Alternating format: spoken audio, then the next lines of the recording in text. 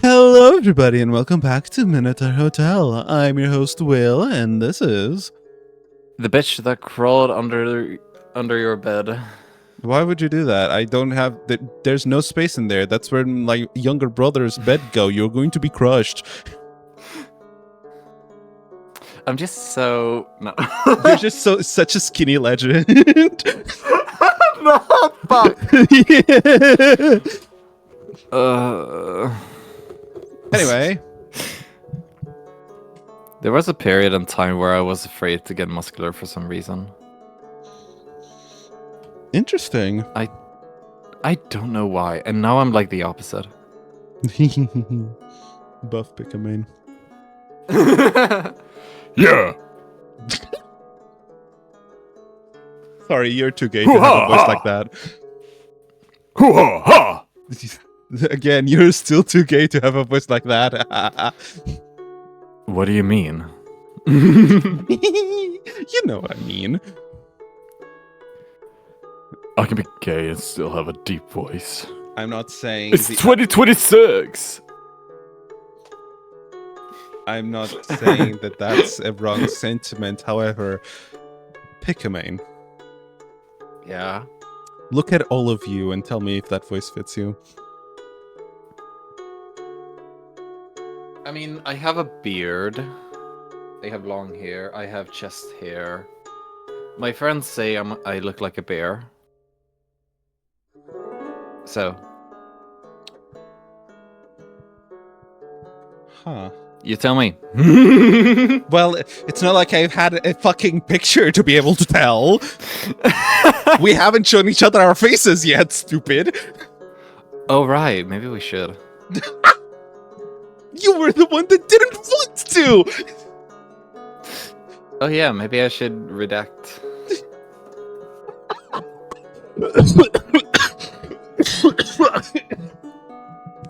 Moving on. Alright, yeah, Kota just existed.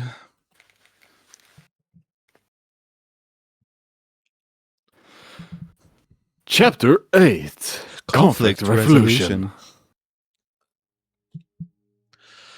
After Asterion served you breakfast, you decided to stay in your quarters for the morning.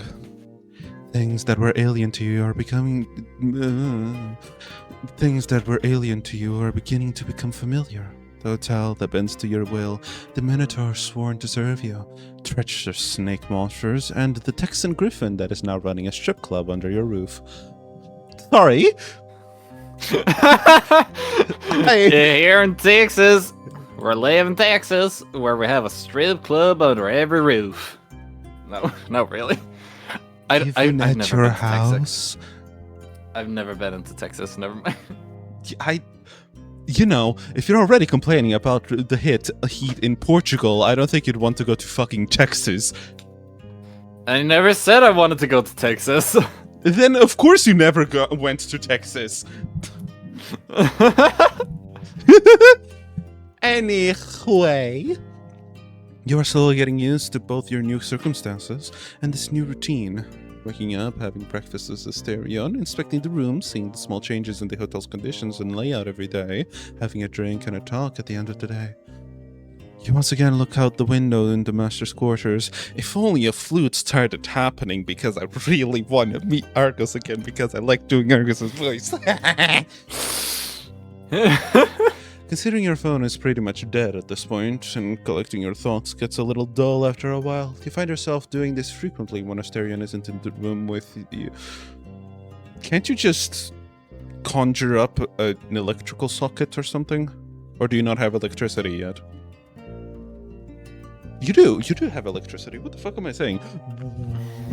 Electrical socket, go burr. Solar panels, let's go. Exactly. With new guests... Better for the environment. Correct.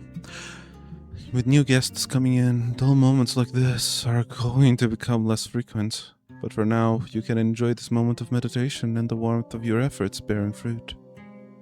You see a figure in the distance.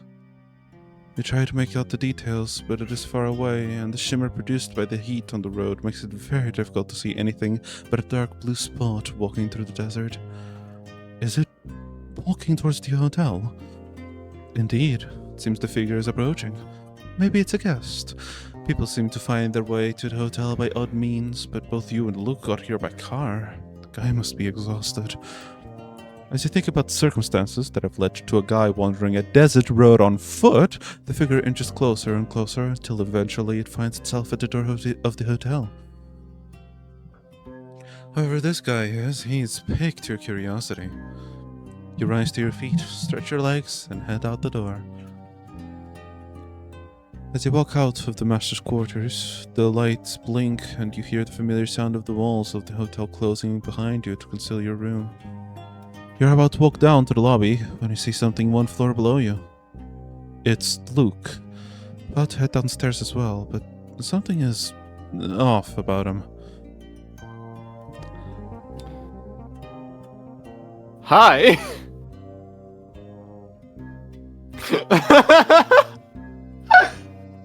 I hate you so much. You fucking... Well, I'll be. It's fine, guys. Well, I'll be. It's fine, guys. It's not nudity. He has underwear on or something. It looks like a Speedo. It is a Speedo! Luke's attire leaves little to the imagination. He was dressed informally yesterday, but this might be too much. Hey, boss man. Isn't this a lovely morning? The fuck are you wearing, bitch?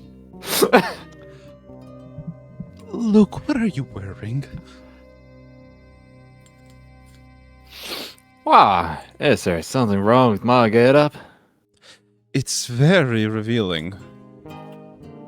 So? Not out of place where I'm going, is it?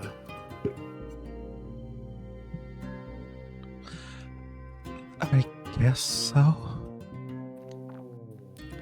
Again, thank you for letting me repay you. You didn't need to do that, and I appreciate it. Can you repay me by getting some fucking clothes on? Luke gives you a something piqued your curiosity. No, it repulsed it. Please cover it again.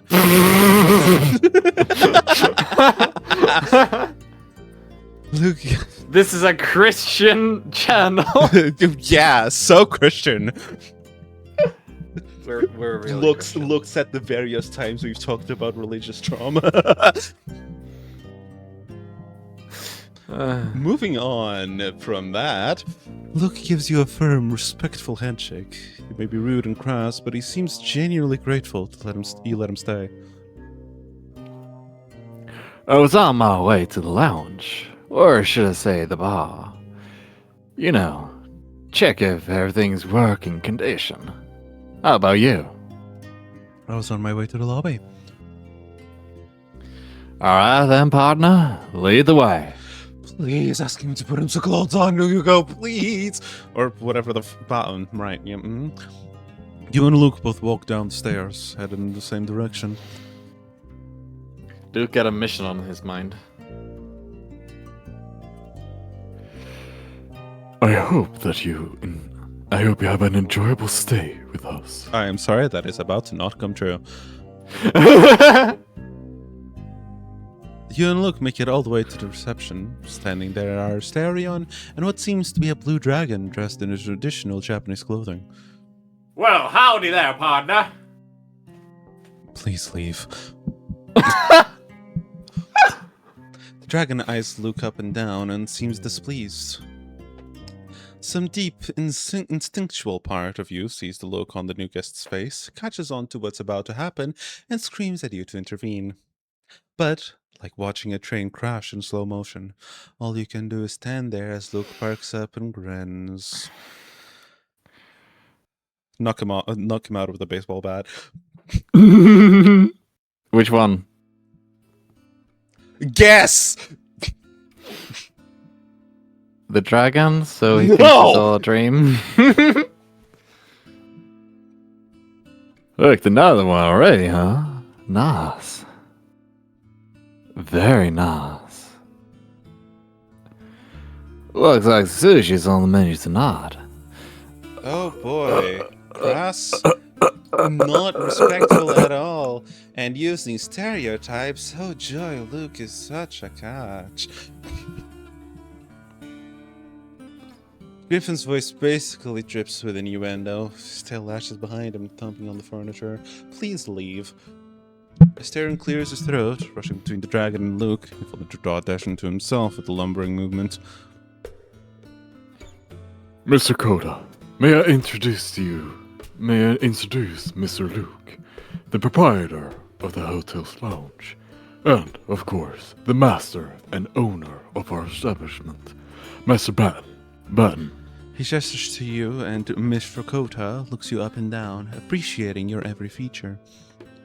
Dragon's expression softens, his furrowed brow and scowling lips slipping beneath a neutral smile like pebbles disappearing beneath the surface of a pond. I see. He bows, low, formal, and dismissive of the nearly naked griffin standing next to you. It is an honor to make your acquaintance, Master Batten. I thank the Asterion, but now I would like to thank you as well for your hospitality. Yeah, just Batten's, alright? You're welcome to stay as long as you like, Mr. Kota. Luke, either not able to recognize when he's being ignored or just not used to it, claps you on the back with a boisterous laugh. Yeah, these farm men are on nice joints. Damn cozy, even if it looks like a bit of a shithole right now. But give it time and we'll turn it into the best damn place in whatever the hell we are. Just wait until you see the bar. I thought you'd want. Those are not the words. Fuck. Just wait until you see the bar. Don't fuck him, please. He's already annoyed with you. Just wait until you see the bar, though. If you want, I'll take you right there. Was on my way over anyway. I can get you a drink, get you comfortable. If you want to get settled right now, that's cool too. I'll look forward to seeing more of you later.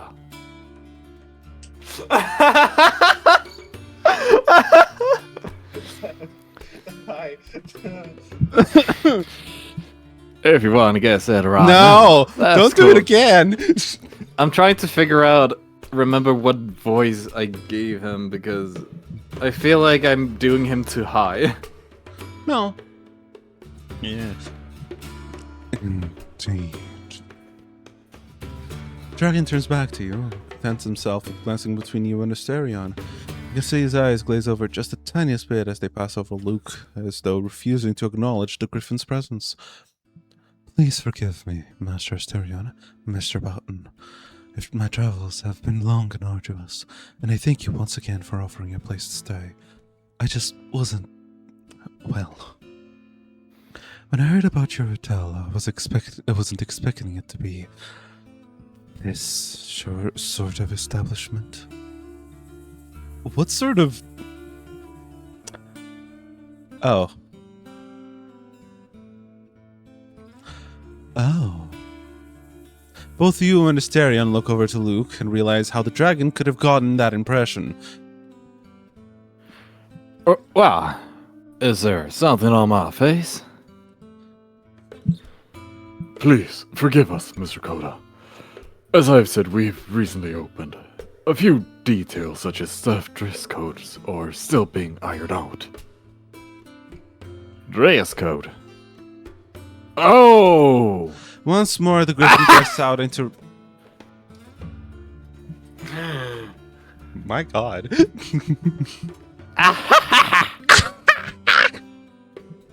Anyway, once more the griffin bursts out into raucous laughter. He has to lean against you to avoid being bowled over by the spasms of his mirth. Oh, no, you got the wrong idea. This is a proper joint, don't worry. But hey, what sort of joint is complete without a little entertainment? He tips Kota another sloppy, flirtatious wink, which only makes the dragon shudder with another scowl. Then the griffin rights himself and holds out a hand to the new guest.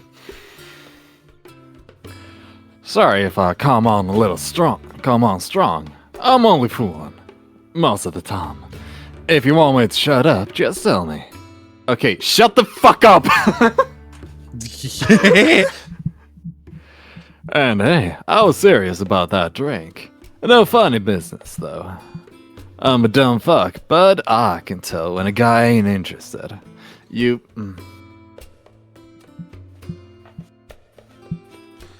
Girly pop, please shut the fuck up and stop talking. You are making everything worse. Every sentence that comes out of your mouth. Come on, relax, blue boy. Put your feet up and get yourself comfortable.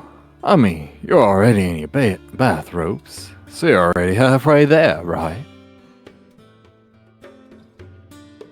You couldn't see it, but I'm flipping him off. Good. Everywhere that look speak just makes the furrow of Dragon's brow deeper over his flashing, infuriated eyes. Yep. I will pass. Thank you very much. Hey, I said I was sorry. You don't need to keep your panties in a twist. Sorry is not enough to make up for that crass, lecherous display of yours. If you will allow me to speak my mind, Mr. Luke, you are making me consider turning around and going right back out into the desert. You are a rude, shameless, and disrespectful cur. Disrespectful cur. Sort of display you have put on would drive anyone with a sense of decency away, and I struggle to grasp why the owner of this establishment allows you to parade around and shame him like this. The dragon then rounds on you and Sterion. While his expression eases, you can still see the anger boiling inside. And if you will allow me to speak my mind as well, the fact that you allow someone like that and any sort of responsibility around here conveys the terrible image about your management of this hotel as a whole. Before either of you or the Minotaur can say anything in response, Luke storms over and shoves a clawed finger into the dragon's chest. Griffin's wing flare behind him as he glares at Kota. Hey, you can talk shit, all the shit you want about me, but don't you dare insult Angus and Batten where I can't hear you. Got it? Ooh.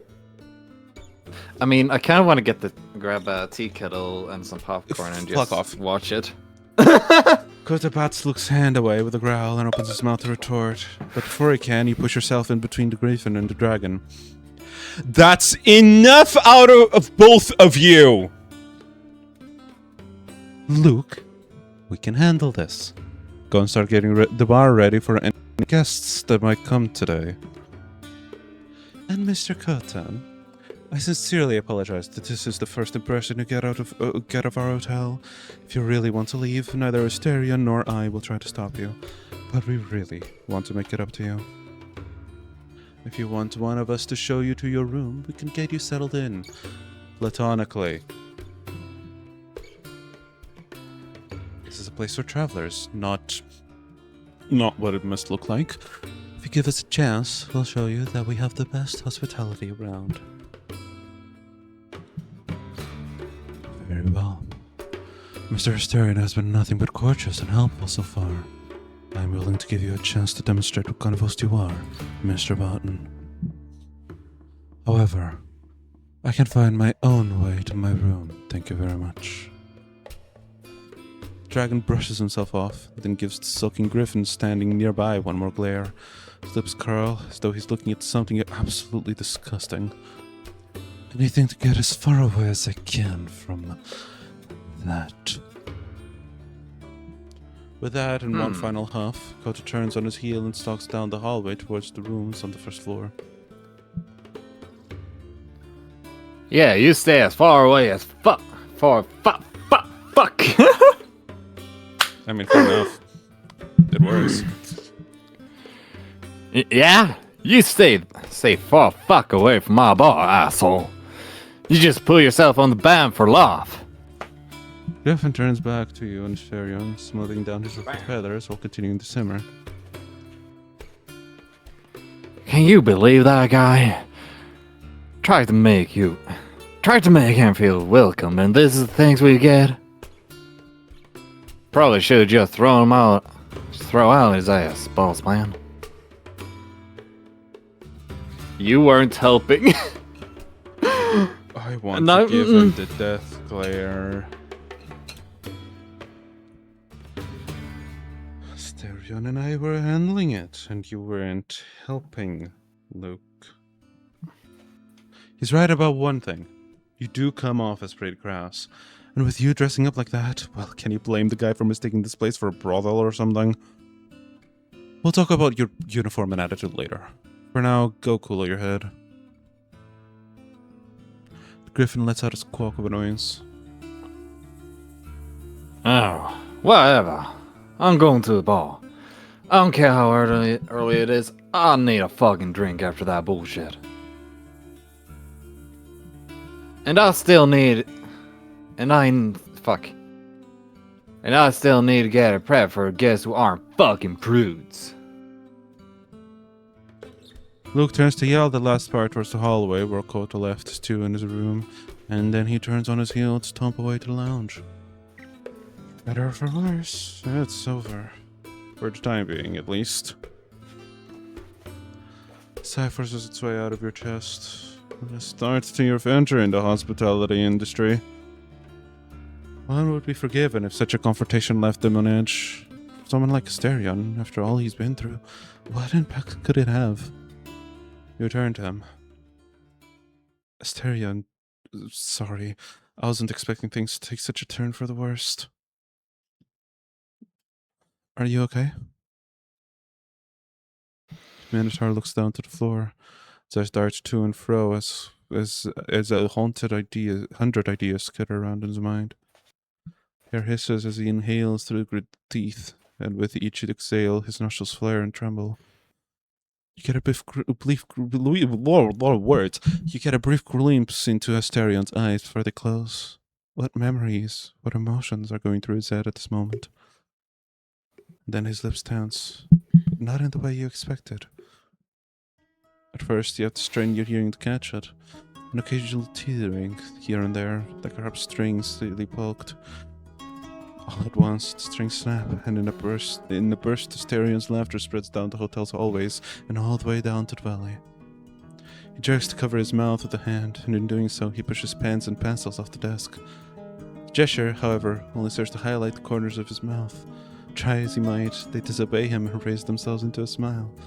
A single eye, not to be left behind, closes in joy. Rides out waves, from a stealthy giggle to a back-bending uproar's bellow. He hunches over the desk to catch his breath, and even between labored sobs, he keeps on smiling. He looks up at you through bleary eyes, streaked with shining tears. It takes him a dozen tries before he manages to spit out a coherent sentence.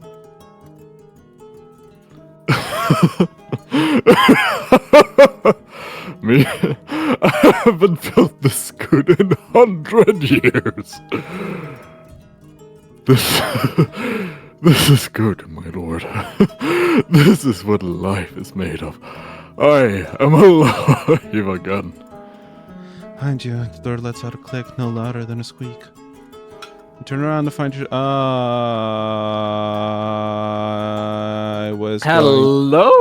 I was going to recruit people for these characters. Whoops. You turn around and find yourself facing a couple, just as you drop a pair of tall backpacks on the floor. The two stop dead in the tracks as they catch sight of the Minotaur behind the counter, giving it an outburst of hysterical laughter. And in that earth-shattering moment, their minds run wild. A hotel in the middle of a lifeless desert, seemingly abandoned but housing nothing less than a Minotaur. A laughing bullman, in fact. His boisterous bellow sounds too song-like to impose terror. Sarah catches sight of the couple from the corner of his eye, but it does nothing to stop him. And, in fact, the presence of an audience only seems to amplify his mirth. It does not last more than a handful of seconds, even if it feels like an eternity. For laughter to overtake fear and apprehension, for it to bridge the gap between the mundane world outside and the haunting hotel.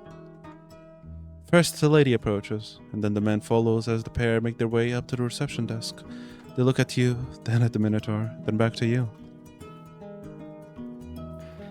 Excuse me, but wait. Aren't they German? Yes. Fuck. Excuse me. Fuck. Excuse me. But what is this place? It's a hotel. Her large, sharp eyes lock onto the incapacitated Minotaur as he finally regains a semblance of composure.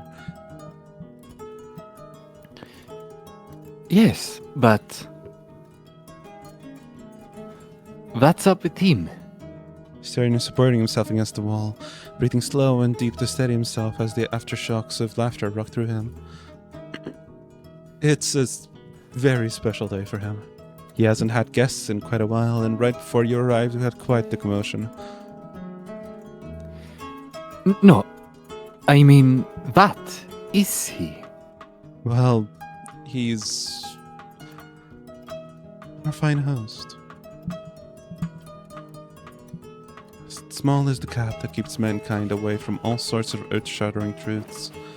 All humans, when given the opportunity to glimpse a secret, can choose to turn back and return whence they came. Forget what was beyond that sliver no wider than a door's breadth. The laughter, that essential human laughter, that essentially human song, beckons.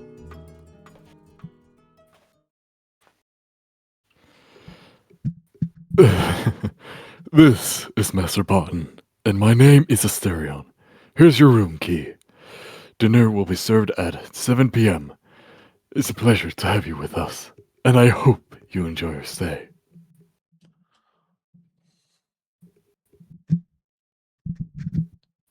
Is that the end of the episode? That is not the fucking end of the episode. Hi, Luke! Ha, Luke. We are. Oh my god, this is not the lights.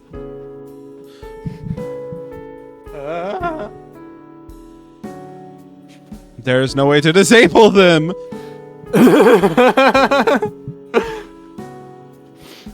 Are they? It's fine, Are it's they not bugging you IRL that- at least. Are they bugging you that much? No, it's not that much. It's just if it was IRL, it may have taken me time to adjust. Ah, gotcha. 10 guests have settled in by the end of the day. The hitchhiking couple. They had been backpacking through Eastern Europe before being pulled into the hotel, who will stay a day or two before proceeding their journey. A duo of blue-collar workers from South America seem to have stumbled on a roadblock on their work trip and are now waiting a few days for supplies to arrive. A gang of 4 college-aged students from the Middle East, whose car broke down in the middle of nowhere, being pulled into hotels spared them from a night shivering in the cold. And Lucas Walker, that over-eager griffin, to put it lightly. Luke learned a lesson in modesty and put on more clothes. Now he's whipping up, as expected, a traditional all-American meal to satisfy his hungry guests. A big batch of burgers.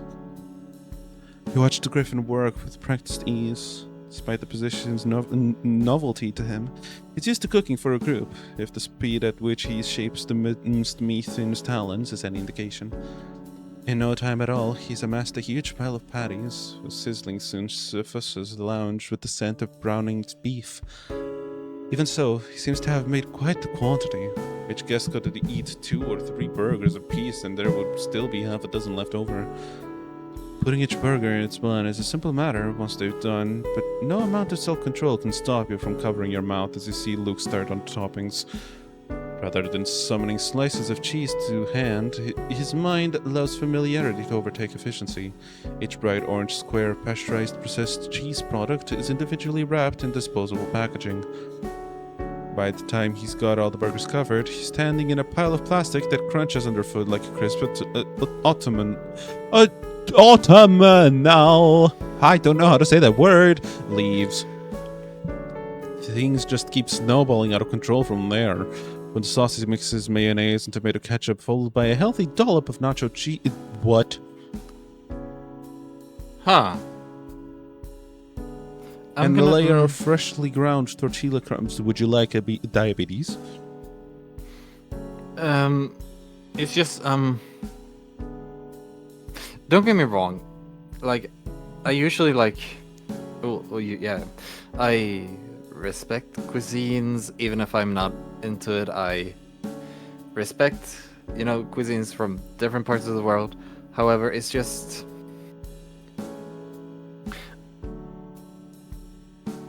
I don't know how to say it. It's just Do it. from the way American cuisine has been portrayed that I've seen in the media, it just feels like a lot, which might be what they're aiming for, which good for them. It is a lot. I prefer my bungers to be like this.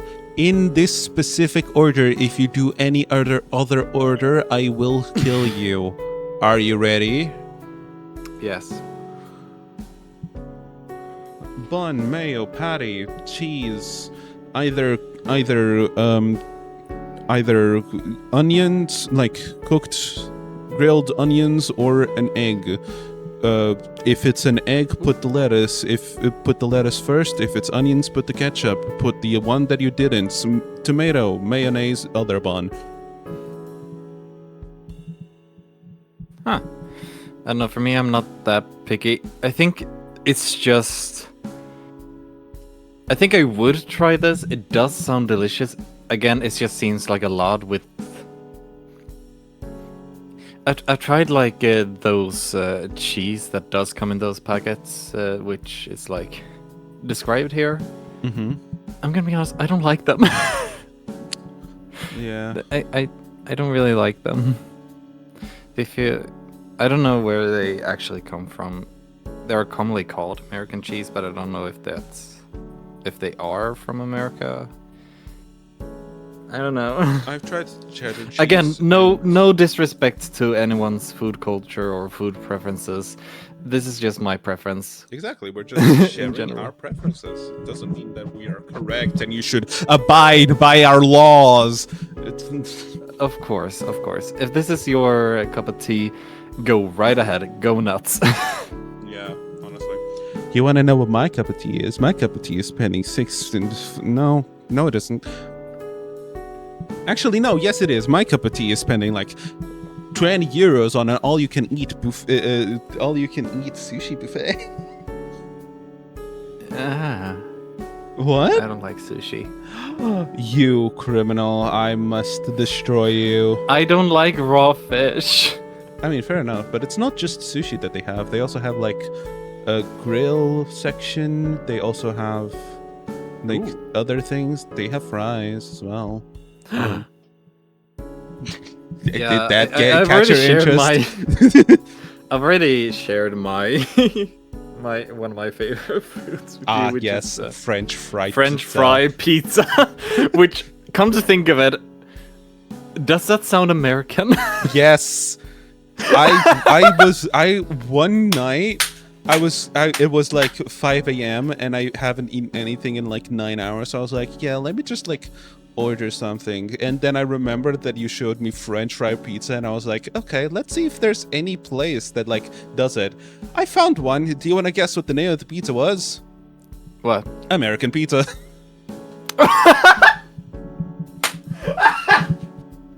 Oh my. We just... How did it taste? It was cold by the time it got here. But it was nice. Fucking made me full of shit, though. Oh, I thought you were already full of shit. Get out. Leave. You're banned. You're banned from the Discord server that we're not on. We're on DMs.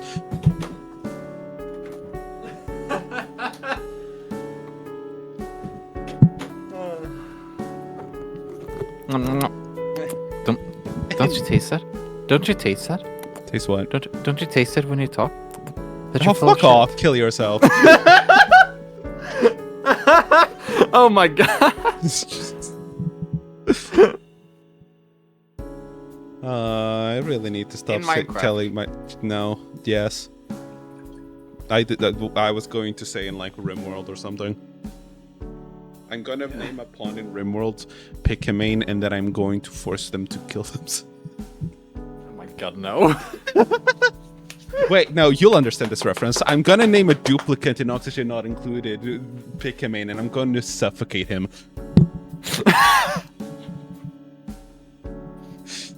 You wouldn't. You just love me too much.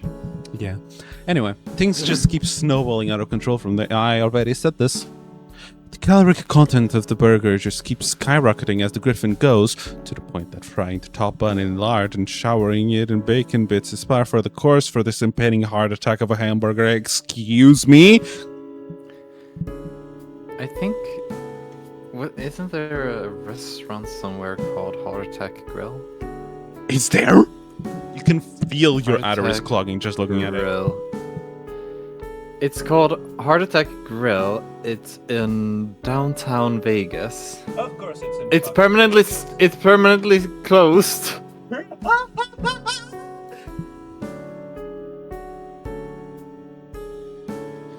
Anyway. It's just permanently closed. Oh my god. You watch them from a table a few meters away from the bar. Tonight's meal is simple. For such a large hotel, it would be deemed underwhelming, but with everyone huddled together, it's like being at a polite family dinner where no relative makes a fool out of himself. The griffin is giddy as he surveys... It's not me. Yep.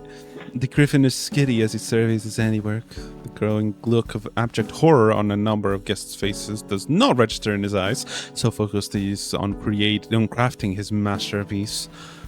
However, as he starts towards them, the expression changes to one of puzzlement and then revelation. Oh my... Well, I'll be a Yankee Doodle dumbass. I forgot the fries. Oh joy, more things! Honestly, I cannot have burger without fries. I agree. Luke's hand becomes a blur Especially of the motion. thick ones. Yes. Luke's hand becomes a blur of motion as he sets to work, humming and bouncing along to a tune in his head. Without missing a beat, he pours the bacon grease into a pan and sets to work on his side dish while the oil warms up.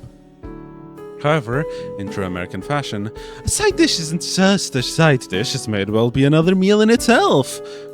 Throws more ground beef in a separate pot and tosses in spices and seasoning faster than the eye can see. Cayenne peppers, chili powder, cumin, and paprika all enter the mix one after another. Do you want to explode my mouth? Salt, Honestly, however... I would probably love that.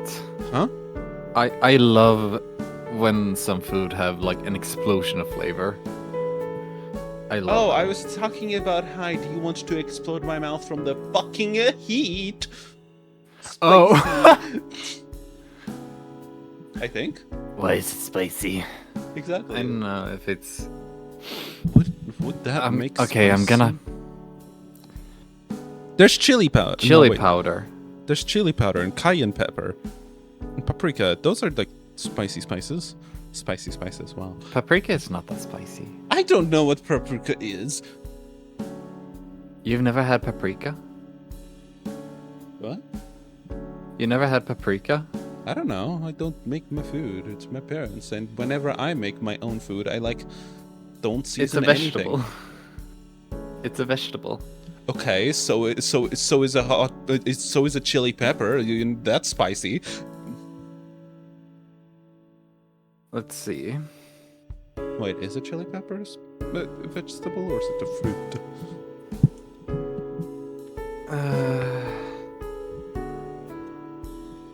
You know bell peppers? Yes, I do know bell peppers. Chili peppers are So technically they kinda look like fruits. Yeah, I learned that in Stardew Valley. I didn't play Stardew Valley. It's nice. I know it's nice, but once again, may I remind you: 1, I don't like Minecraft. 2, I don't like Terraria. 3, I don't like too open world-ish games where you don't have a specific quest that you can do at every time. And 4, it's boring to me. I mean, I added anthro mods to it. So Oh my everyone god, turned you to made furry. everyone a furry. I also added the bara mod, so everyone became buff furry, or the majority became buff furries. Oh my god, you. Gay, Oh yeah, and gay with man. the anthro mod, you can also gender bend the bachelors. Oh my god, and you can, bachelorettes. you can make everyone gay. You can make everyone either a gay dude or a gay woman, or just both. Yep. And does that also work with the Bara mod, where if you gender bend, they become the muscular Yes. opposite gen? Okay. Well, too bad I have Stardew Valley on my Switch. Can I be real for you for a second? You can always be real with me, yes. So here's the thing. Before I used to hate spicy food, but now I kind of love it. And every time I'm in the bathroom, I'm saying to myself, "This is the last time I'll eat spicy food in a while." And then like an hour later, I'm knee deep in like spicy noodles or rice with like sweet chili sauce or something like bulldong noodles. Like spicy. I like to eat my eggs with what's it called? Chili sesame seeds. Sorry, apologies. So you just like fry an egg and then you put chili sesame seeds on top of it? Yes. It's so fucking good. I'll take your word for it, Smile. Sometimes I just pour some of that chili sesame seeds in my hand and I just eat it straight up. It's We perfect live with two rice. different worlds. Sorry, what's far away? I need to turn on the AC because heat wave in Europe. Here we go. We've already had a heat wave here in Sweden. It seems to have Oh stopped no, for now. yeah, no. In Portugal, it's called red. So Holy shit! Are you gonna survive? Are you gonna be okay? yes, I have pants on right now. I'm fine. Again, the heat doesn't exactly affect me. It's just that when it does, it affects me really hard. So I was fine until like a few minutes ago, and now I feel like my shirt will become water if I don't turn on the AC. Anyway. What? Mwah. Okay, thank you. Salt, however, proves troublesome. For some reason, the hotel won't materialize it, forcing Luke to go in the pantry instead. Once the meat was browned, he reaches for some veggies, and for a brief moment, you allow yourself to hope that their inherent nutritional value will somehow balance out whatever he's about to do to them. You almost feel the need to salute that lone, brave onion, the brigade of bell peppers and beans, and the cavalry of chipotles and other chili peppers that joined the scrambled beef, for they're all drowned in a sea of tomato paste. While the chili simmers, Luke Julianizes... What? What?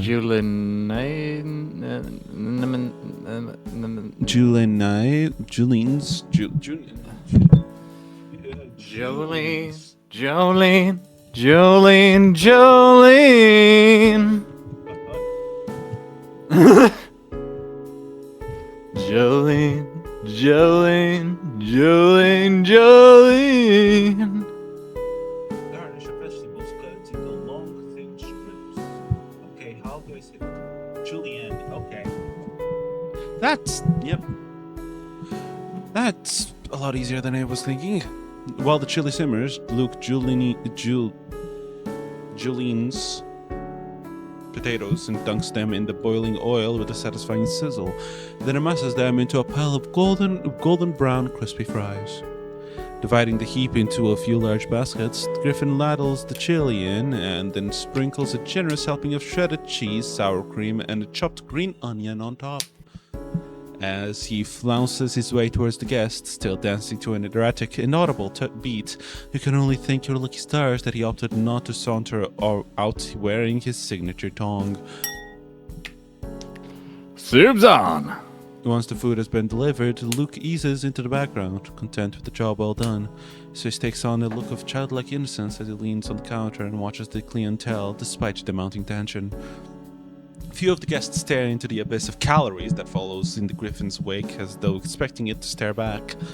Each one must make their peace with the fact that their taste buds will be forever changed by the insight that this culinary madman is about to impart. One Middle Eastern student clutches a small sliver pendant to her chest in hopes that it will deflect whatever dark sorcery of an American cultural hegemony if the chef has wrought into the cuisine, to no avail. Another, the Frenchman accompanying Greta, approaches Luke to ask for cutlery only to be met with a squawk of uproarious laughter. A customer of his will defile a cheeseburger by eating it with anything other than their bare hands. Luke steps from behind the counter and makes a demonstration with one of the spare burgers. Horrifying new fact about Luke is revealed. He does not chew. He opens his mouth wider than even a snake could and shovels it all in. It happens so fast that I begin to doubt that the hamburger was even really there at all. But for the way he licks his fingers clean of grease before moving on to the next. And the next. You realize your mistake all too late. The lion's share of leftover food has been for the Griffin all along. He's ready to eat all of it without batting an eye. He stops just twice, and only one hamburger, before he stuffed himself with more meat than a thing-speaking turducken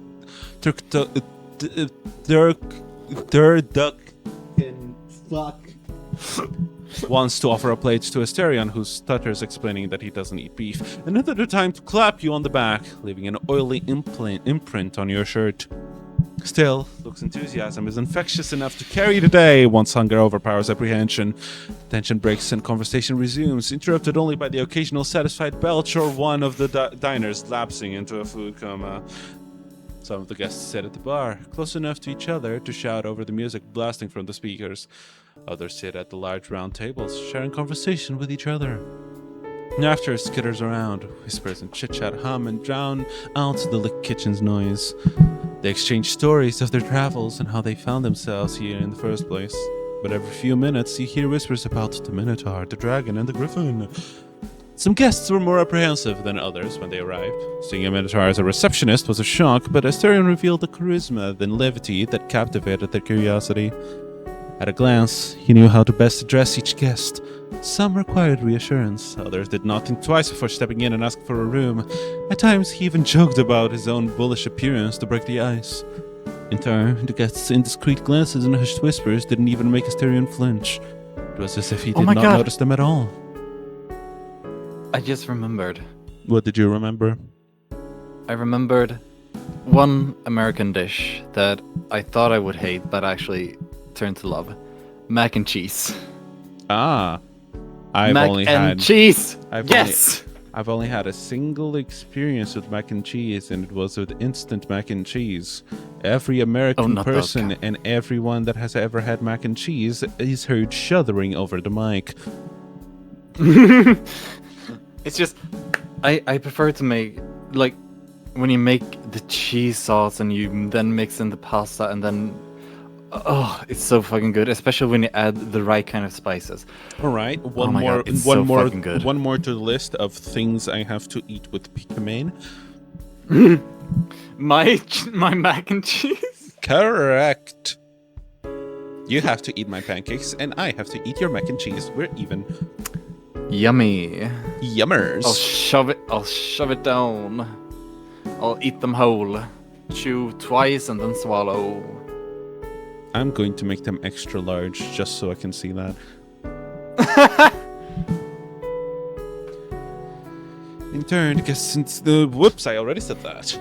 But now, for dinner. Talk about... Actually, now that I think about it, I shouldn't really be one talking when it comes to, like, maybe... I'm sorry if I seemed judgy when it came to American food. That was not my intention. You already However, Uh-huh. I should not be talking. Why? Like when I was a teenager, one of my favorite breakfasts was honey toast, Uh-huh. chocolate milk, Uh-huh. dipping it in the chocolate milk and eating it. I would do the same thing I with was like, cheese. yeah, sorry. Did you just say that you dip cheese into chocolate milk? Cheese sandwiches and chocolate milk. And then you said So I shouldn't be saying anything. And then you said that my sandwich of fucking buttered cheese and honey was a bad thing. You have no grounds to speak of. At least my sandwich is normal. It is not, but okay. Sorry. Okay, I'll do you one fucking better. Cheese, honey, and peanut butter. Okay, I'm drawing the line there. It's good. Fuck you. Oh my god, I've just realized how I could ruin it, and it would still be good. Hey, No. Pikamain. No. Hey, Pikamain. So you know Yes. how I went to the Netherlands for a week once. Yeah. Do you want to know what their breakfast is? Stroopwafels. I have zero clue what you just said. It is bread and chocolate sprinkles.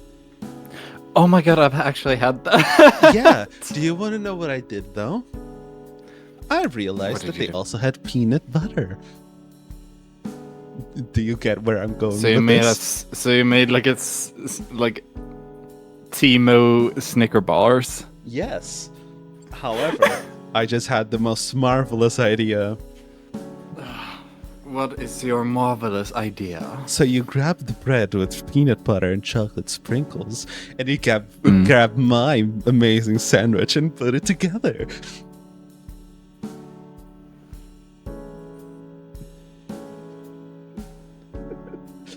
Your silence is because you're astonished about how an amazing idea it is, isn't it?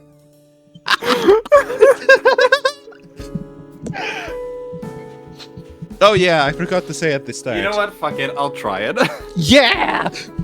What do I have to lose? I dipped my honey toast and cheese sandwiches in chocolate, so Exactly. It's gonna be that with all of the sogginess of the milk. but I liked that soggy. It was easy. It was faster to eat. You know. You know how that competitor tells me eaters there's- like dip their hot dogs in water before eating it. Oh, that tells me that tells me why there's so much things wrong with you. I'm joking, by the way. Anyway, I forgot to I'm say. a fast eater. I forgot to say this is gonna be an extra long episode because I failed to upload last week. Yeah. Right. Oh yeah. You could have just messaged me. We could have done this earlier. Well, I wanted to respect your vacation, and I had an idea. Don't. What the fuck? I had an idea of what I could do, but I just didn't end up doing it because I was wallowing in self-pity about the fact that I don't get a job. Anyway, moving on from that.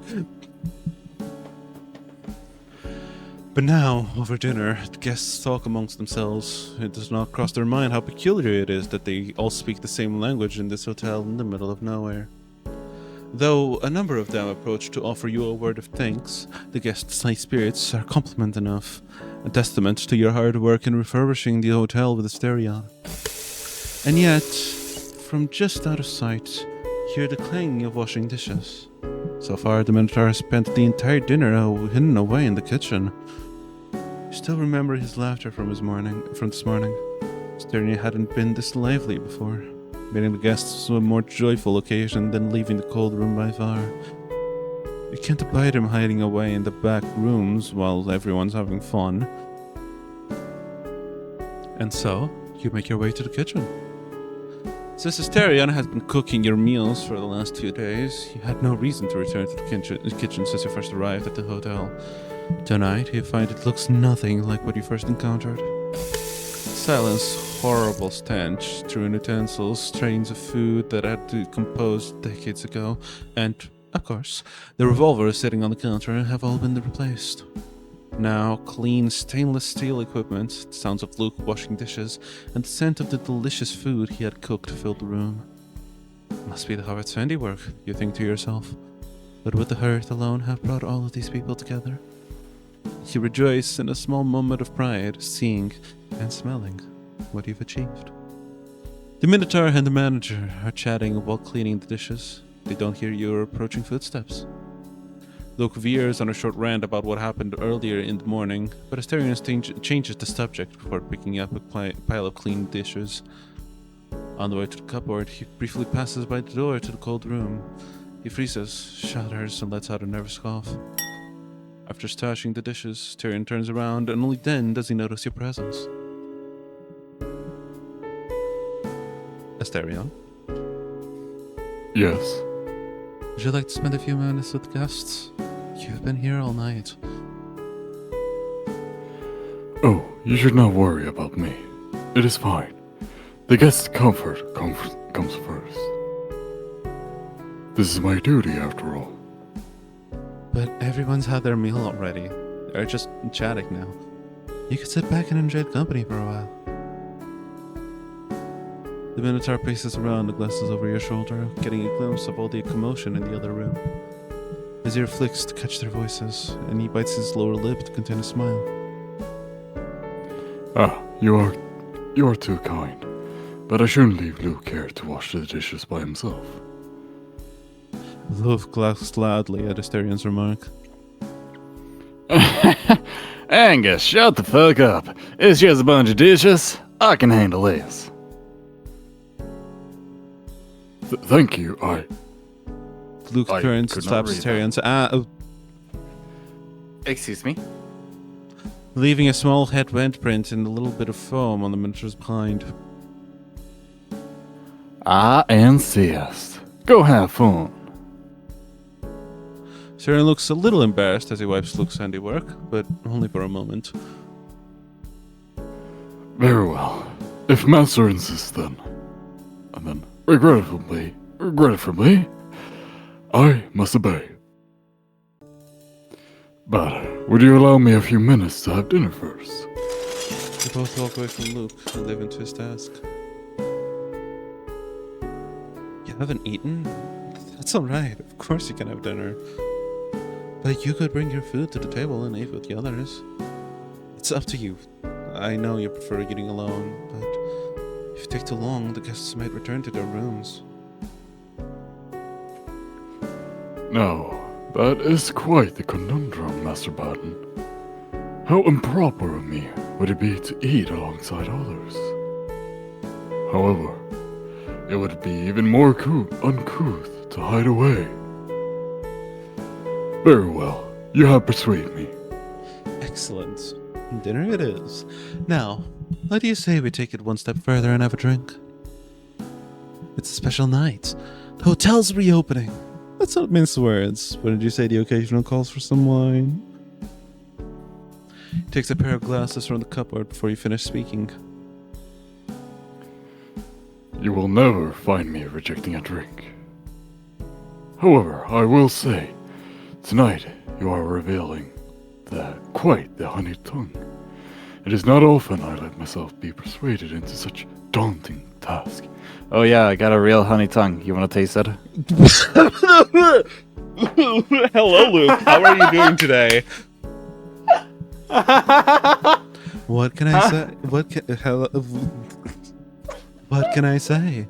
I am supposed to put you to work, right? I'm only fulfilling my duty. Tyrion takes his plate and a bottle of wine. What a pious Pious. lord. What a pious lord. The gods would have been hard pressed to find another master as loyal as you. With food and drink in hand, the two of you return to the lounge. Heads turned in no direction and chatter dies down as Tyrion's presence makes the guests lose their train of thought. The two of you take your seats at the end of the table, close enough to be inviting to the hitchhiking couple, but not so close as to force them to talk. The Minotaur wastes no time in pouring a bountiful glass of wine, first for you and then for himself. Cheers to the hotel. To our most magnanimous lord. To our hard-working, unrelenting keeper. To Emperor Barton, may his reign be everlasting. Now you're just having fun. I might. Is that something Master disapproves of? I wouldn't be going along with it if I did. Styrian gulps down his wine. Sadam's apple bobs with each of his gulps until his glass only has a transparent film of purple. He takes a good look at it and swishes the final drop of wine around before revealing it. Am I not overstepping boundaries? Today has been such a lovely day, but I must admit, I've been forgetting my place. No, you've been finally learning it, actually. Oh. You don't have to be so formal. It's fine. What's wrong with cracking a joke? Perhaps there's nothing harmful, but some would say breaking hierarchy is always reprehensible. Hey, Asterion. Who here is the one that's most knowledgeable about this? Who here knows the inner workings of the entire hotel and is teaching the other? Who here has been here for 10,000 of years taking care of it? If anything, I'm the one that's supposed to be below you.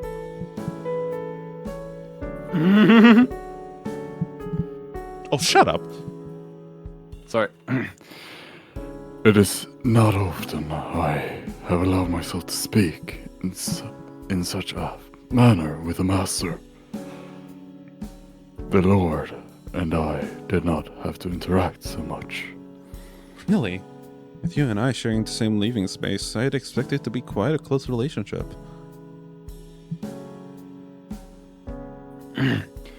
Would Master allow me to speak my mind? Always. You don't even have to ask. Very well. Let us not talk about masters of old. We have a joyful night ahead of us, and I hope for many more to come. Plus, from what little I've gathered, it seems the world has changed so much over the last few decades. Not only the world, but people as well. Yes, that is right. We have a lot of new technology, and maybe we, the people, have changed as well. I didn't tell you about the internet, did I? I am afraid you didn't. At least, I don't recognize the name. Oh, the internet is one of the most life-changing technologies from the 20th century. It's really impressive when you think about it. There is so much poor. Luke, go back to cleaning the dishes! You'll never find a finer collection out there. Thanks for the input, now fuck off. You are familiar with the radio, right? Yes, getting it to work here was a challenge, but it was worth it. All the songs. With the radio, you can listen to what people are sending from a distance. The internet is like that, but much more powerful. You can connect a machine to it and it allows you to receive and send information. Isn't that great? What do you mean by information? Poor! Look! Well, knowledge, for example. You can send and receive messages in seconds, so it's fast. It'd take weeks for a letter to arrive at its destination, but with the internet, it takes seconds. But it can also do so much else. You can get books, see images, listen to songs, even watch movies in seconds. You had to wait for books to arrive at the hotel, right? With the internet, you can just pick the one you want and start reading it on your machine in seconds. And unlike the radio, you can make your own stuff and send it to the web for other people to enjoy as well. Nowadays, we even have what we call 3D printers. Where we can print out. Luke. You can let's say, find the information for a bracelet and print it out with the machine. The internet has also changed the way people interact with each other. Since you can send messages, photos, and videos instantly with friends, family, and acquaintances, being apart from people is not much of a limiting factor anymore. You know what a pen pal is, right, Asterion? I do. I am familiar with the concept. Now that takes me back. It may sound silly to you, but back then, it was called pen friend. And when I first heard this British guests say pen pal instead back in the 30s, I just found it hysterical. Well, those aren't a thing anymore. At least not how they used to be. In a sense, people still maintain long-distance friendships. But communication is instant, so I think the nature of those exchanges is not quite the same. Did you have a pen friend yourself? No, I'm afraid not. I think about it a few times while sorting the hotel's mail. Perhaps I would have enjoyed it, but I told myself I didn't have the time for it. But when I did, I'd come up with another excuse. I suppose I was ashamed, most of all. Ashamed of what, if you don't mind me asking?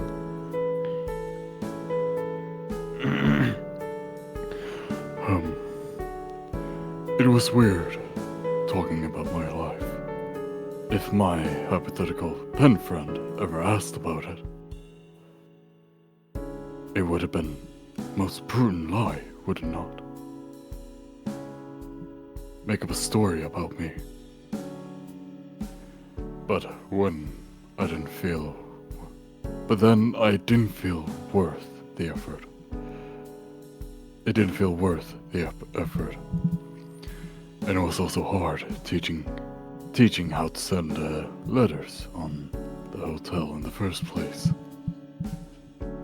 I did exchange correspondence with old guests here and there, but I didn't make a habit out of it. This internet thing, I like what you're telling me so far. Sounds like it would have been useful to make friends with. Yes, it's great to meet like-minded people, and it doesn't stop there. There's this thing called social media, but I think it'd be best to take it slow, or not at all. I don't want to overwhelm you. I appreciate it, Master. The internet does sound exciting, my lord. But how do we bring it here? How does it work? Good question. You mentioned the hotel used to get radio signals, right? How was that accomplished back then? If you can get a radio signal here, then surely we can find a way to connect to the internet. Oh, that. It was challenging, although straightforward affair. We repurposed an old piece of equipment. It was an old thing, dating back to when the realm was created. The masters used to use it to communicate with the outside world. Before radio, it was used to send and receive letters. And before that, it was as a dog of sorts. We had repurposed it for a number of tasks over the centuries. Oh, that's interesting. What is this machinery like? How does it work? It is not a machine, more of a thing the gods left behind, perhaps not realizing how instinctively it could be repurposed. If this internet is anything like the radio, then I am hopeful it can be done. Just a few feet from you, the Middle Eastern lads burst out in laughter. One of them shrinks back, shamed. It seemed there is some sort of an in-joke among them. You hear the sound of glass shattering near the bar, No one seems to react to it, but looks as fuck leads yet another round of laughter from the guests. Fuck! Thank you. The South American worker, sitting next to the bar, staring credulously as the griffin sweeps the shards of glass with his bare feet, completely unfazed, into a corner and away from wherever the guests might walk past. As he walks back to behind the bar to, you hope, grab an actual broom and clean the mess. He winks and gives both men finger guns before disappearing into the kitchen. Well, of course. Both you and Styrian can feel it amidst the bustle that fills the lounge, the mixture of heavy melancholy and light fluttering hope swelling in their chests. Only now do you realize how silent the hotel had been so far. No footsteps breaking the hallways' monotony, no voices to bring new thoughts skittering to one's mind. The hotel's stagnant air made the both of you lethargic. And tonight, after 80 years of silence, that beast is vanquished. You look to Asterion, your newfound partner in crime, and his eyes brim with the very same emotion. The voices, the raucous laughter and broken glass, the occasional look cast over at the Minotaur and at you. It is like a liberation. Slouch in your seat, drifting down this current of self-satisfaction while Asterion downs another glass of wine. Perhaps your smile makes you approachable. Over the next 10 minutes, two guests make their way over to ask a few questions and thank you for the hospitality. Same cannot be said for Asterion. Joyful as you may be, no one spares him a word, although you do catch a number of sideways glances aimed at in his general direction. You try to integrate the Minotaur into the conversation, but you're met with the same walls time and time again. First, Asterion no longer displays the eloquence from earlier, and second, the guests cannot contain their stuttering around him. You scoot closer to the Minotaur when attention turns away from the both of you. Sorry, is it too much for you? If you don't want to stay, it's fine. Oh, no, I am enjoying it here. I really am. Everyone's so lively. I miss this. It's just that so many voices at once. It is that confusing. Hey, me too. I'm a It's multitasking easy genius. Huh? I can multitask, so it wouldn't be that confusing, I think. And I cannot filter out sounds, so I hear everything and everyone at once. Anything and everything and anything and everything and anything and everything and all the time. Oh my god! Anyway. Did you say the sign? No. It's easy when I'm talking only to you with you, but it's been so long since I've been around so many people. I'm sorry. Don't be sorry. None of this is your fault. Do you want to leave? The Minotaur swirls the wine in his cup, more as a distraction than any attempt to draw out its aroma.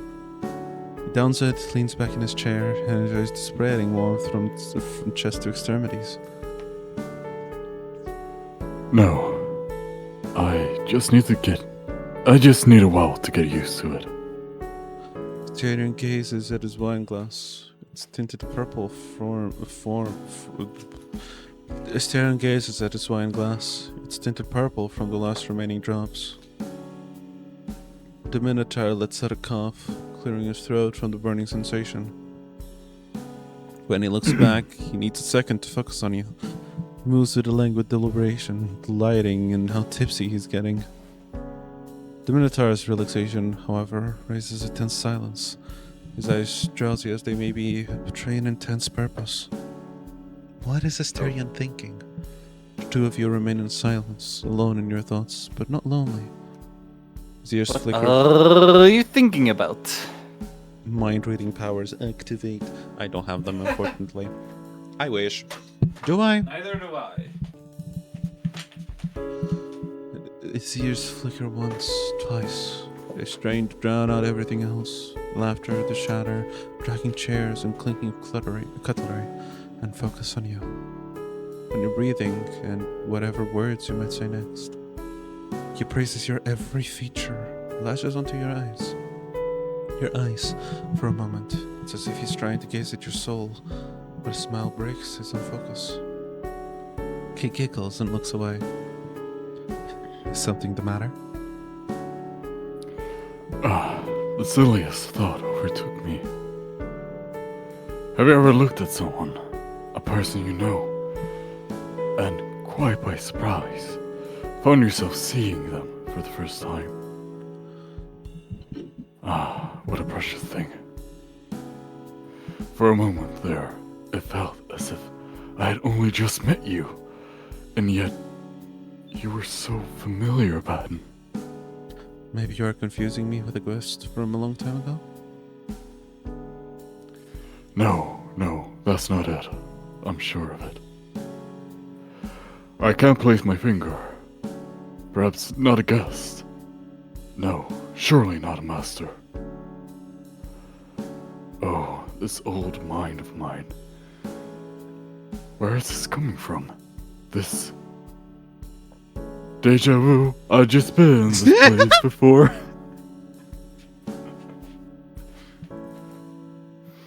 I was trying to point it out. What is about you that's making?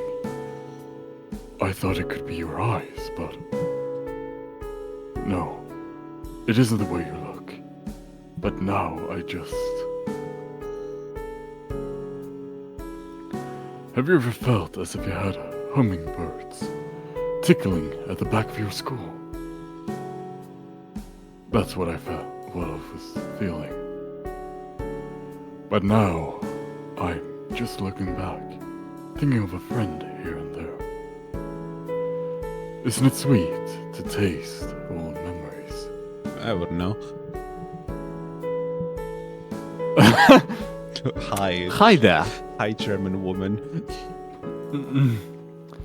I'm sorry, I don't know where I'm going with this. But remembering all my old friends, it feels as if they're all here again. Just you and me. It's just you and me, but I feel maybe I should be thankful for. Conversation around. I you can't wanes. believe it's finally you and me and you and me and just us and your friend Steve. And your friend Steve.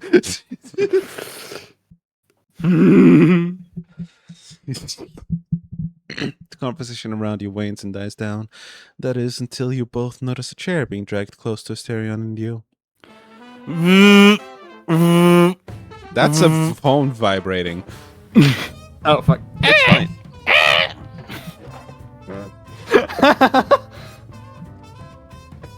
I don't know if that got picked up. I heard it. I just need to get to... I'm an entertainer. That's what I'm good at. To each everyone in this world, I know very damn well what mine is. I just needed to get into some sort of... Oh, hello. Sorry if I am interrupting anything. Great, the trans woman icon, I guess. Damn. My name is Greta. I'm from Germany, and I'm very curious. I'm grateful for this... everything, really. My boyfriend and I hadn't had a shower in a few days, let alone a good meal. The smell was becoming an issue. But you see, in a single day I learned that there is such a thing as a Minotaur, and also a talking eagle in the desert. We were in Eastern Europe, and now in a desert. That is a lot to take in, and let me say, I'm always a very curious girl. So if you don't mind me asking, how does this whole thing work? Non-human beings, I mean. Oh, we exist. Beings which aren't quite human here and there. They pop up. But they keep themselves hidden. Not the case here, where their charms don't work. Their true shape is revealed. I'm in love with the shape of you. What? There. I'm in love with the shape of you. I like Push and pull like a shapes. Push and pull like the... I don't remember what it. I'm in love with your Oh, body. push and pull like the work of change. My heart is pressing rain. I'm in love with your system. Last day you were in my class. And my bed's such and vices. Everything's covering a new railway. I'm in love with your system. Oh me, oh my, oh me, oh my. There? You talk as if you are different from them. In a way, yes. The Minotaur looks down to his empty glass, then turns his gaze towards you. Would you like some wine? No, I'm fine. This is a good one. I'm enjoying every sip. Bertha fidgets as Asterion pours himself a tall glass of wine. That is your story then. Are you different from the others? Asterion keeps his gaze on the glass, but responds without missing a beat and with a peculiar cold intonation. I was born here, in this hotel. I chose to stay behind and care for it. But as you can see, things were not going well. Asterion gives you a quick glance, as if asking your permission to proceed. You remain quiet, and he takes that as his cue. I was recovering from a few injuries, and meanwhile, the hotel fell into despair. Disrepair. Because the previous owner neglected it. But things have changed for the better ever since ownership passed to Master Button. Bertha looks you up and down, and with a gaze so sharp it almost seems threatening. Why do you call him master? What's up with that? Asterion doesn't hesitate this time. That is how my family always called the owner of the establishment. Our lineage has served them for a number of generations. That is why I choose to be here. This is my calling, and I am eager to see the hotel once more, bustling with life like it used to be. So, you are like a butler? Asterion nods, not bothering to look up from his wine. Have you ever thought about finding a job elsewhere? Asterion sways his head from side to side. And having kids? Do you plan on meeting a lady Minotaur and having babies? Gay people! And Preg, let's go!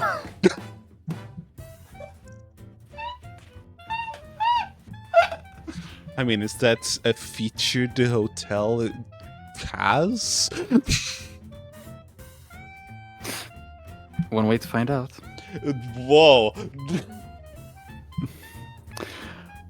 I mean, that's how it works for you, I presume. A man and a lady Minotaur. You aren't the son of a cow and a human, are you? My parents were Minotaurs. Oh, that's good to hear. How squeaky would the alternative be, yes? Now, about my other question, what about having kids yourself? Little baby moose would be so cute. Saren doesn't bother responding. Guillaume looks at her in between his sips. Rita bites her lip and fidgets on her seat. I'm sorry if I'm being invasive. It's just all this is very new to me, to us, I suppose. Do these questions bother you? It's only now that Asterion looks at you. His gaze holds on you for a moment too long. His smile, you see, has a twinge of fakeness. I am used to them. Is there anything else you would like to know? About your eye, do they need medical help? My boyfriend is a doctor. We were talking about it earlier this afternoon about it. Look, we know there is more going around here than it looks. magic, or whatever you call it. But, is there anything a medic could do to help? You are very kind. But I'm afraid a doctor won't be able to do much for me. I'm not exactly... Things function differently for me. But you don't have to worry. I am well. It won't be long before I'm healed again. Oh, so you can grow your eye back? That's incredible! You know, it'd be great to study how you do that. Surely modern medicine could stand to gain from... I'm sorry. I guess that was too far. Pardon the curiosity, but where are you from? I'm from East Berlin. I grew up not too far away from where the wall stood. But I was born a few years after it fell. My boyfriend is from Dijon, France. From the place where all the colorful mustard come from.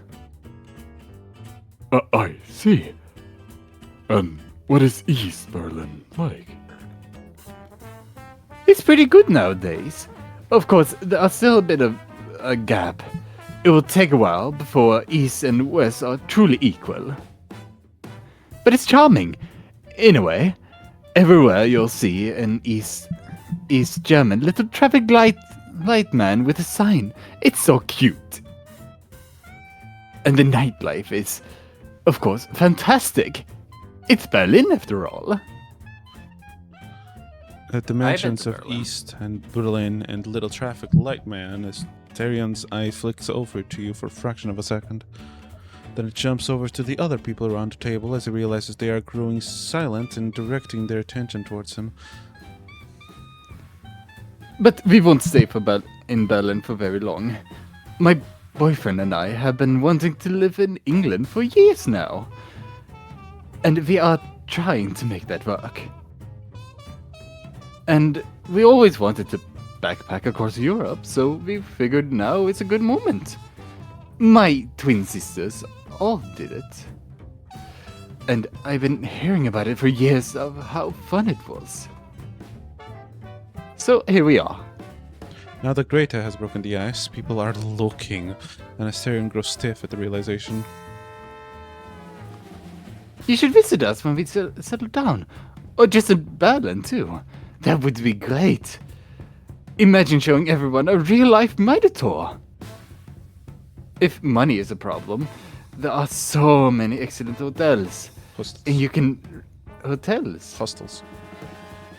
Hostels. What are those?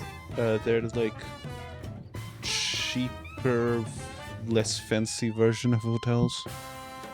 So, In motels? between motels and hotels. Oh. If money is a problem, there are so many excellent hotels. You can rent a place online too if you want privacy.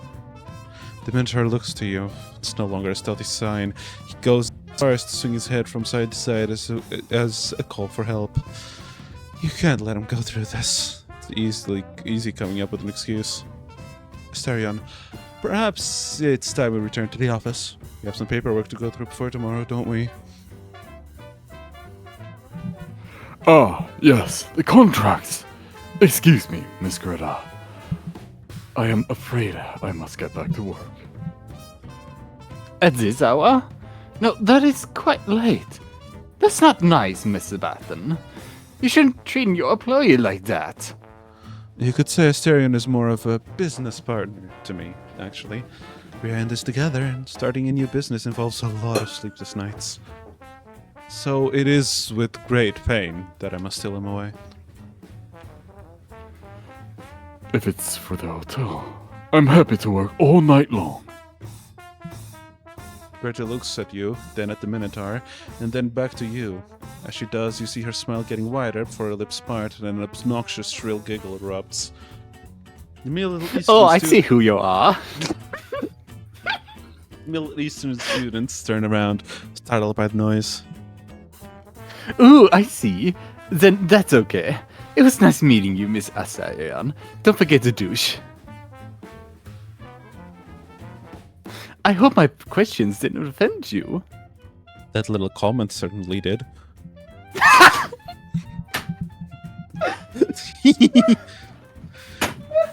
Are you okay? I accidentally broke my... You broke something? I was resting my one of my feet on the drawers and it went down. Girl! It's not the first time. What? It has happened so many times in our recordings. I just had, you know, the focus setting or whatever on Discord. Ah, I see. Greta punctuates her sentence by smiling, closing both her eyes in a strange gesture. You fail to understand this for a moment, but it seems like she's attempting to wink and failing. Don't worry, I'm used to them. I hope you have I hope you have an enjoyable stay with us. You and Asterion start rising to your feet when Greta speaks up once more. Oh, one last thing. I almost forgot. Is there any Wi-Fi here? My 4G isn't working either. I don't have reception. Why? Fine. Oh, that. No, not yet. I'll look into it. How, though? How could internet be brought to a magical realm that just pulls people in?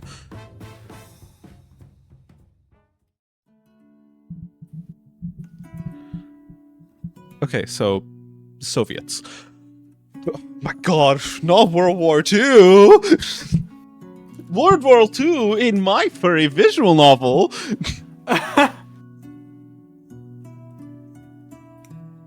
No, we'll end the day and then we'll end the episode. It's fine. I'm not tired yet, so... Okay, so... Soviets. For starters, the Allies won World War II, but near the very end of the war, America unveiled a new type of bomb, one that was more powerful than any ever before. After the war, Russia managed to make one of their own. To catch here is that America was capitalist and the Soviet Union were communists.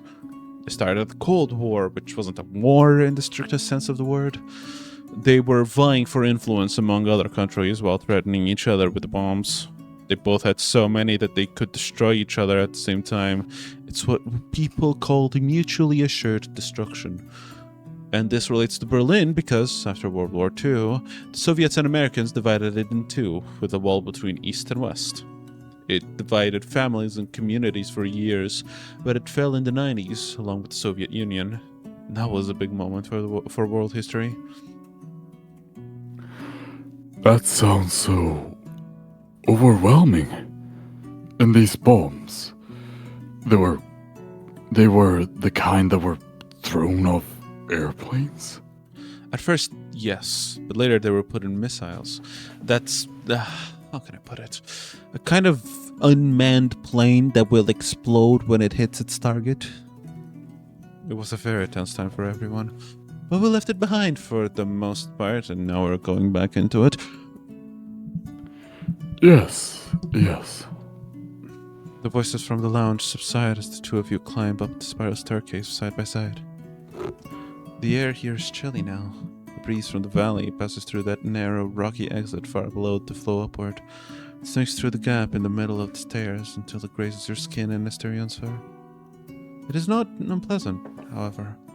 The shiver it sends up your spine makes you aware of your whole body, aware of each swaying, drunken step. Asterion sways with a similarly inebriated gait, left and right with each footstep echoing all the way down to the valley. Without noticing it, Asterion starts humming, and your footsteps align with its rhythm. At times you even feel his grazing your leg.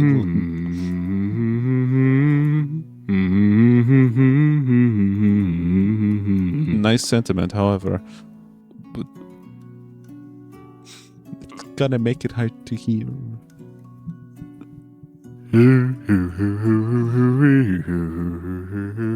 Should I just start singing full breathe when it's pumping deep. Should I just start singing full blast? Is that what you want me to do next? Go hard.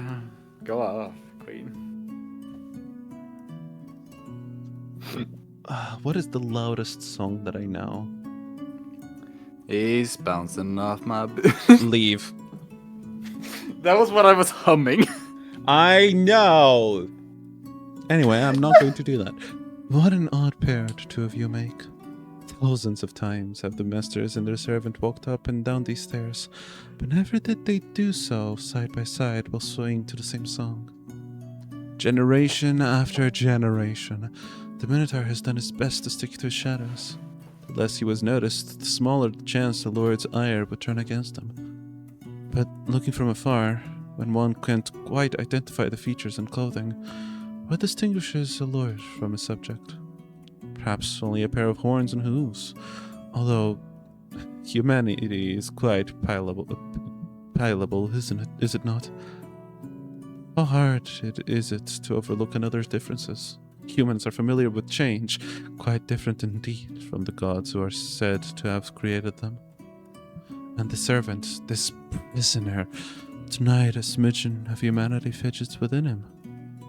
It's quiet and wants sizzle just underneath the surface. When Asterion speaks, his voice carries a new gravity to it.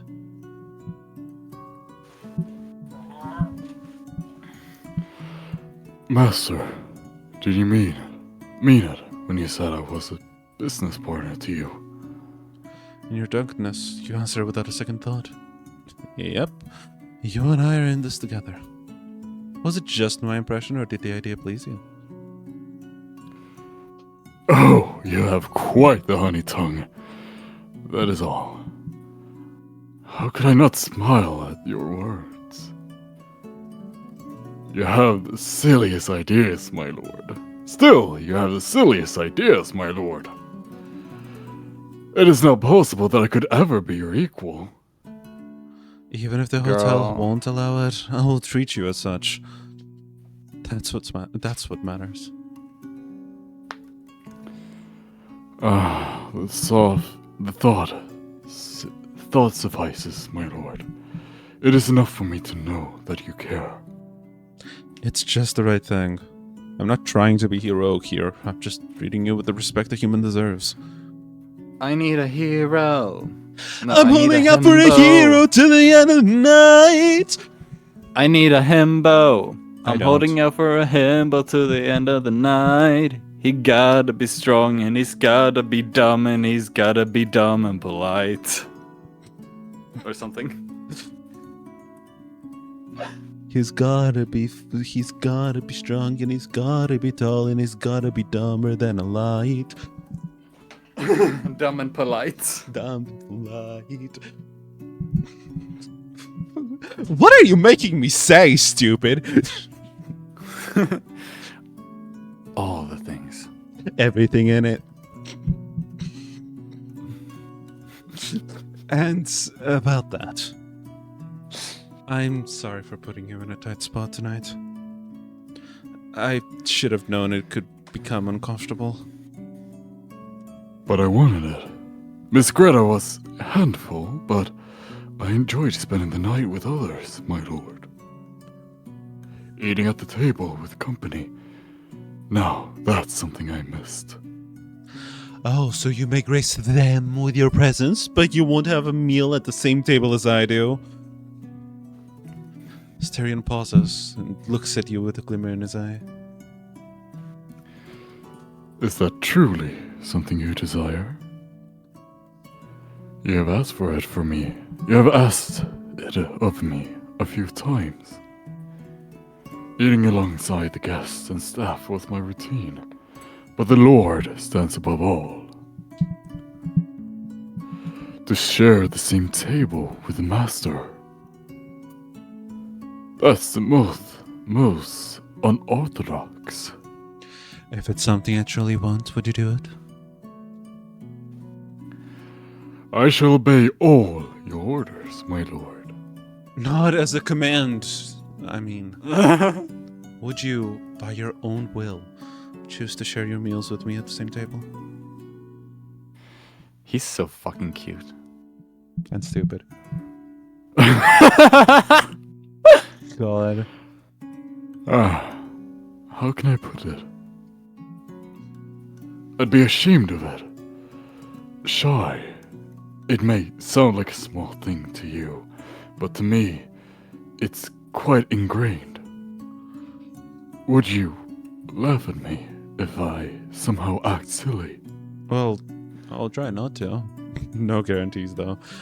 What I can promise is that if I do laugh, it'll be with you and not at you. Asterion stifles a burst of laughter and attempts to feign a measure of indignation. Still, his ears and tail flick playfully. You scoundrel! Asterion laughs and continues climbing the stairs. Very well, I will share a meal with you if the invitation is extended. Breakfast? Yes, breakfast. Brekkie. Yeesh. The times really have changed, and humans along with them. But then it's fair that you change too. You are at least part human after all. To call your words honeyed is an understatement. You silver-tongued man. What? Are you now turning against your master? What is wrong with the joke, That's the spirit. Nothing wrong with a little playing around. And nothing wrong with ending the episode. It's gonna be a long one. Yes. The recording How long is is the recording? the wrong is just shy of an hour and 50 minutes. Hey. Anyway, I hope that you enjoyed this episode, and if you did, like, comment, and subscribe. You can do those things in any order. I don't really mind. And if the content on my channel wasn't enough to satisfy you, you can go over to Pikamain's channel. Where I have other things that might satisfy your visual novel cravings. I also do music covers with my ukulele. Oh, right, I have a shop now. You have a shop now, yes. Yes, I have a shop. Yeah. You can probably find it in my channel. Correct. Or something. I did post it in the channel posts. Yes. Yes, you did. I saw. With all Did you also see me spiraling? Yes. Were you one of the ones who voted yes, open the shop? Yes. I should have known. Obviously. With all of that out of the way, I hope that I get to see you all on the next episode. But even if I don't, I hope that you have a lovely rest of your day. Bye-bye. Goodbye.